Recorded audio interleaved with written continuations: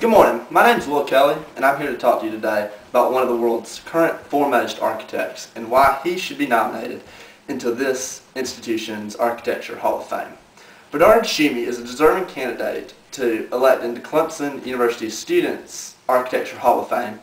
Tschumi's career has spanned more than 30 years as an architectural theorist, an architect, and dean of Columbia's Graduate School of Architecture, one of the most prestigious graduate schools of architecture in the country. One of the best illustrations of why Tschumi deserves this prestigious award is his scope of work. And Tschumi's scope of work includes the largest park in the city of Paris, a true glass house, an art institute, and a student union. In 1982, Tschumi won a competition put on by the French government to design a new park for the city of Paris. This park, Parc de la Villette, is the largest park in the city of Paris, covering 125 acres.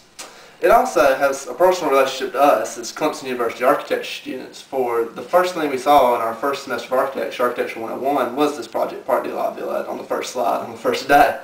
The park itself is laid out on a grid, a 10 meter by 10 meter grid, with the intersections consisting of red metal structures. These structures the architect referred to as follies. They each started out as red metal cubes and were deconstructed from there in the design process to form the current structures. The design of the park itself questions the conventional conception of a park as just a green open space.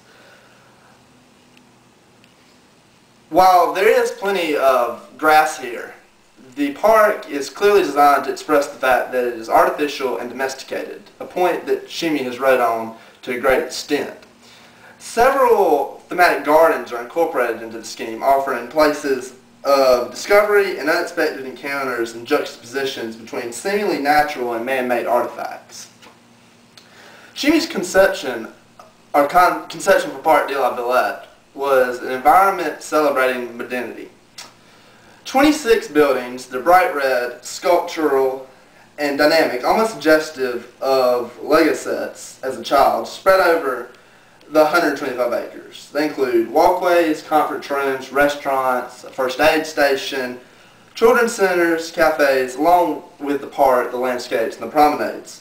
The project took 12 years to complete, opening to great publicity in 1998.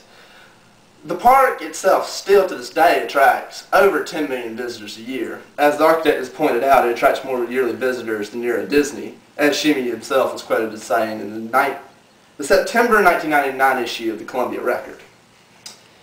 In 1998, Tschumi won yet another competition, this time to design a museum of sorts.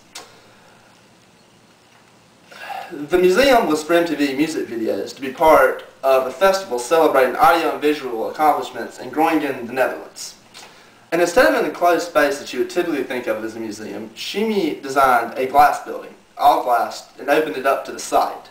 In fact, Tschumi has referred to this structure as the first true glass house, referring to structures or glass houses designed by the likes of Philip Johnson and Mies van der Rohe as not being true glass houses, for they contained a steel structure and roofs.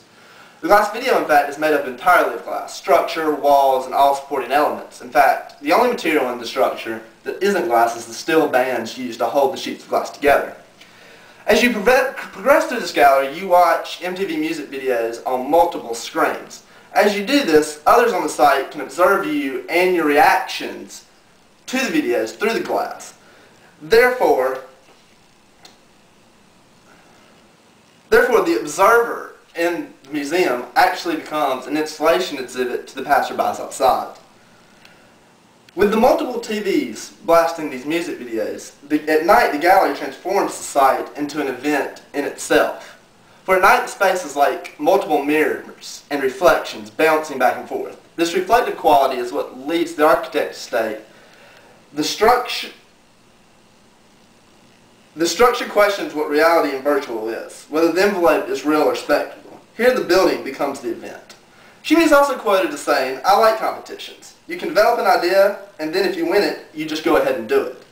And the Glass Video Gallery and Parc de la Villette are far from the only competition Tschumi has won.